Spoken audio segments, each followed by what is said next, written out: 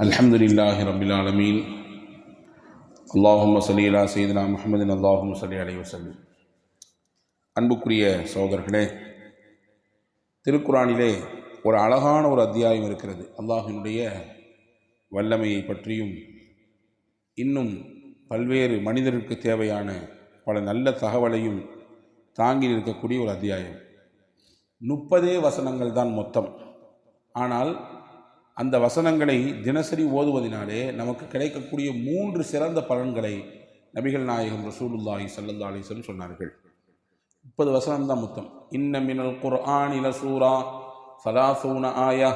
ரசூலுல்லாஹ் சொன்னாங்க, குர்ஆனிலே ஒரு சூரா இருக்கிறது, 30 ஆயத்துகள் தான் அது. ஆனால் அதை ஓதுவதன் மூலமாக 3 சிறந்த பலன்கள் கிடைக்கும் என்று பெருமானார் ஸல்லல்லாஹு அலைஹி வஸல்லம் அவர்களுடைய ஹதீஸினுடைய விரிவுரைகளிலே நம்மால் பார்க்க முடிகிறது. முதல் பலன் என்ன? ரசூலுல்லாஹ் சொன்னார்கள், ஹிய ஹாஸமத் அன் காரிஇஹா இன்த ரப்பிஹா ஹத்தா அத்கலத்துஹு அல் ஜன்னா. முதல் பலன் என்ன என்று பார்ப்பதற்கு முன்னால் அது என்ன சூரா? சூரா தபாரக்கல்லதி என்று சிலர் நம்மிலே சொல்லுவோம், அல்லது சிலர் சூரா முல்க் என்று சொல்லுவோம். 29வது ஜுசுவினுடைய முதல் அத்தியாயமே அதுதான். தபாரக்கல்லதி பியதிஹில் முல்க் வஹுவ அலா குல்லி ஷைஇன் கதீர் என்று துவங்கக்கூடிய அந்த சூறா தான் அது. ரசூலுல்லாஹ் சொன்னார்கள், இந்த சூறாவை ஒரு மனிதர் ஓதுவதினாலே தினசரி அது கொடுக்கக்கூடிய முதல் பெரிய பலன் என்னவென்றால், இந்த சூறா அல்லாஹ்விடத்தில் நாளை மன்றாடும். அல்லாஹ்வே, இந்த மனிதர் என்னை தினசரி ஓதினார், எனவே என்னுடைய சிபாரிசை இவருடைய ஹக்கிலே நீ ஏற்றுக்கொள்ள வேண்டும் என்று அல்லாஹ்விடத்திலே மன்றாதோடு மட்டுமல்லாமல் ஹத்தா அத்கலத்துஹு அல் ஜன்னா, இந்த மனிதரை இந்த சூறா சொர்க்கத்தில் கொண்டு போய் சேர்த்தும். அதுவரை மன்றாடி கொண்டே இருக்கும். அல்லாஹ்விடத்திலே அடம்பிடிக்கும், இவரை எப்படியாவது நீ சொர்க்கத்துக்கு தந்துவிட வேண்டும், வேற எந்த பக்கமும் இவரை நான் அனுப்ப மாட்டேன் என்று அந்த சூறா சொல்வதாக நபிகள் பெருமானார் ஸல்லல்லாஹு அலைஹி வஸல்லம் அவர்கள் சொன்னார்கள். எனவே இதிலே கிடைக்கக்கூடிய முதல் பலன் இது. நம்ம நல்லா கவனிக்கணும். மன் தல்லதி யஷ்ஃபஉ இன்தஹு இல்லா பிஇذனி சூரா, அதாவது ஆயத்துல் குர்ஸி அல்லாஹ் சொல்கிறான் அல்லவா, அவனிடத்திலே யார் சிபாரிசு செய்ய முடியும்? அந்த நாளிலே யாருக்குத்தான் அந்த உரிமை இருக்கிறது? சிபாரிசு செய்யக்கூடிய உரிமை யாருக்கு இருக்கிறது? பிள்ளைக்கு மகன் செய்ய முடியுமா? பெற்றோருக்காக வேண்டி பிள்ளைகளுக்காக வேண்டி பெற்றோர் செய்ய முடியுமா? தெரிந்தவர்கள், அறிந்தவர்கள், நண்பர்கள், யாராவது ஹெல்ப் பண்ண முடியுமா? அந்த நாளிலே முடியாது. இப்போ அந்த நாளில் நமக்கு ஒன்று சிபாரிசு செய்கிறது என்றால் அதனுடைய மகத்துவத்தை நாம் உள்வாங்கிக் கொள்ள வேண்டும். முதல் பலன். 2வது பலன், ரசூலுல்லாஹி ஸல்லல்லாஹு அலைஹி வஸல்லம் சொன்னார்கள், தினசரி யார் இந்த சூரா முல்கை ஓதி வருகிறாரோ, ஏழ்மை வறுமை அவருக்கு வரவே வராது. ஏழ்மையும் வராது, வறுமையும் வராது. வறுமையை விட்டும் ஏழ்மைக்கும் எதிரான சூரா இது. அல்லாஹ்வினுடைய அருளையும் பரக்கத்தையும் நிறைவாக பெறுவதற்கு ஒருவர் தேடுவாரையானால் சூரா முல்கை தினசரி ஓதட்டும். குறிப்பாக அறிஞர் பெருமக்கள் சொல்கிறார்கள், இரவு நேரத்திலே ஓதுங்கள். உறங்கச் செல்வதற்கு முன்னால் இந்த அத்தியாயம் ஓதிவிட வேண்டும். நம்ம ஊர்லலாம் ஒரு பழக்கங்கள் இருந்தது, காலப்போக்கில் அப்படியே எல்லாம் மாறி போயிடுச்சு.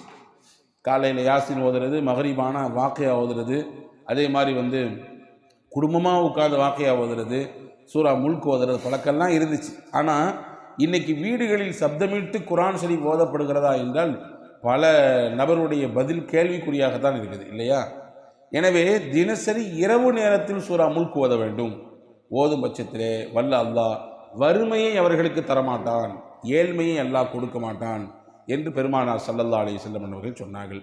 இது இந்த சூரா முல்கின் மூலமாக கிடைக்கக்கூடிய 2வது பலன்.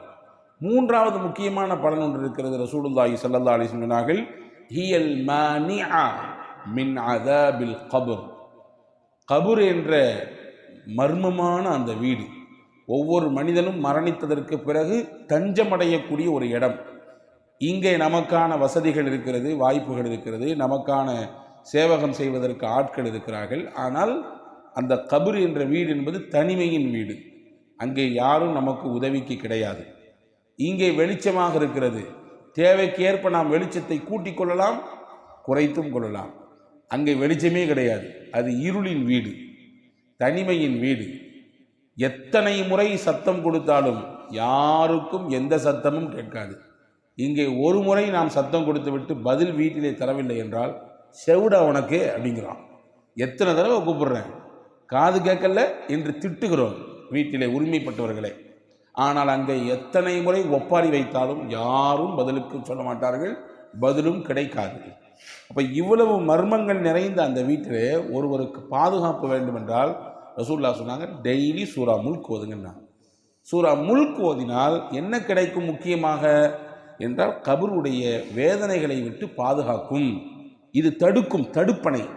சூரா முல்க் இருக்கிறதே, வேதனைகள் வந்தால் இந்த முல்க் வந்து தடுத்துரும்.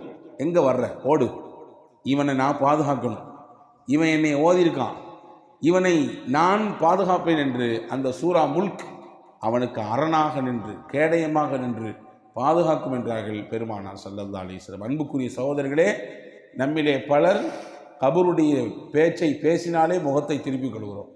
அது வரும்போது பார்த்துக்கலாம், அது அப்போ பார்த்துக்கலான்னு. ஆனால் அதில் சையதுனா உஸ்மான் ரலியல்லாஹு அன்ஹு கபரை கடக்கும் பொழுதுதான் தாடிகள் நனையும் அளவிற்கு அழுவார்கள் என்று ஹதீஸ் வந்திருக்கிறது. ஏன்? நரகத்தை பற்றி அவ்வளவு விரிவாக ரசூலுல்லாஹ் அவங்கள்ட்ட பேசுகிறாங்க, நரகத்தினுடைய வேதனைகளை பற்றி சொல்லி கொடுத்துருக்காங்க. அப்பனா வராத இந்த உச்சகட்டமான விம்மி விம்மி அழக்கூடிய இந்த அழுகை ஏன் கபரை கடக்கும் பொழுது வருதுன்னு கேட்கும் பொழுது ஹஸரத் உஸ்மான் ரலியல்லாஹு சொல்லுவாங்க, அவ்வளு மன்சிலின் மின் மனாசிலில் ஆஹிரா, ஆஹிரத்தினுடைய மொதல் படித்தரம் இதுதான். இங்கே ஜெயித்தாதான் அடுத்து என்ட்ரிக்கு போக முடியும், இங்கே தோற்று போயிட்டோம்னா முடிஞ்சு போச்சு எல்லாம் அப்படின்னு ஹஸரத் உஸ்மான் ரலியல்லாஹு சொல்வதாக ஹதீஸ்கள் இருக்கிறது. எனவே அந்த கபரின் வாழ்க்கை, ஆலமே பர்ஸக் என்று சொல்கிறோமே, அந்த கபரின் வாழ்க்கை நமக்கு வெற்றிகரமாக அமைய வேண்டும் என்று விரும்பினால் தினசரி சூரா முல்க் ஓத வேண்டும். இதெல்லாம் எளிமையாக கிடைச்சிடும். இந்த 3 பலனும் நம்ம சாதாரண நினைக்கிறோம், ஆனால் வாழ்க்கைக்கு தேவையான பலன்கள். வறுமை இல்லாத செழிப்பான வாழ்வு எல்லாருமே எதிர்பார்க்குறோம், அதுக்கும் இந்த சூறா வழிவகை செய்யுது. கபருடைய வேதனையை விட்டும் இந்த சூறா பாதுகாக்குது. அது முக்கியமான இடம், ரொம்ப முக்கியமான இடம். யாருமே உதவி செய்யாத அந்த நாளிலே, மறுமையிலே அல்லாஹ்விடத்திலே இந்த சூறா நமக்காக வேண்டி மன்றாடுகிறது என்றால் இதெல்லாம் சாதாரணமாக கிடைச்சிருமான்னா இந்த சூறா முல்கை ஓதுவதனால் கிடைக்கும். நம்மிலே பலர் சில சமயங்களில் கேட்குறோம், அதை செஞ்சால் இதை எப்படி செய்யணும், அதை எப்படி செய்யணும், இதுக்கு என்ன சூறா ஓதணும், அப்படி கேட்டுட்டு வாங்கிட்டு நம்ம போயிடுறோமே தவிர அதை முழுமையாக தினசரி அதை தொடர்வதற்குரிய வாய்ப்போ அல்லது அதை தொடர்ந்து செய்ய வேண்டும் என்கின்ற நிறைவான எண்ணமோ நம்மிலே பலருக்கு வருவதில்லை என்பதுதான் யதார்த்தம். எனவே இதை நாம் உள்வாங்கி கொண்டு தினசரி நாம் ஓதுவோம். ஓத முடியவில்லை என்றால் குறைந்தபட்சம் வீடுகளிலாவது ஒரு தடவை ஓதுவதற்கு முயற்சிப்போம். நம்ம ஓதணும் டெய்லி இல்லையா, வீட்டில் யாராவது ஒரு ஆள் ஓத சொல்லணும். நான் சொல்கிறது உண்டு, வாரம் வெள்ளிக்கிழமையான சூரா கஃப் ஓதுங்க. டெய்லி நீங்கள் வாரம் ஓதுங்க. உங்களால் வாரத்தில் ஓத முடியலையா, வீட்டில் யாராவது ஒரு ஆள் ஓத சொல்லுங்கள். சூரா கஃபினுடைய பலனை மட்டும் நீங்கள் வாசித்தால் விடவே மாட்டீங்க. வாரத்தில் ஒரு நாள் கூட விட மாட்டீங்க. ஒரு வாரத்தை கூட நீங்கள் மிஸ் பண்ணினால் உங்களுக்கு அவ்வளவு சிரமமாக, அவ்வளோ பெரிய பலன்களை சுமந்திருக்கக்கூடிய சூறா. குர்ஆனினுடைய மொத்த சூறாக்களுக்கும் அவ்வளவு நன்மைகள் இருக்கிறது. நம்ம சர்வசாதாரணமாக கடந்து போய்கிட்டே இருக்கும். எனவே அன்பான சகோதரர்களே, சூரா முல்கை நம்முடைய வாழ்க்கையிலே ஓதுவோம். வல்ல அல்லாஹ் இந்த 3 சிறந்த முத்தான பலன்களை நம் வாழ்க்கையிலே நம் யாவருக்கும் அல்லாஹ் வழங்கி அருள் புரிவானாக. பிஹக்கி சய்யிதுனா முஹம்மதின் வாலிஹி வா ஸஹாபிஹி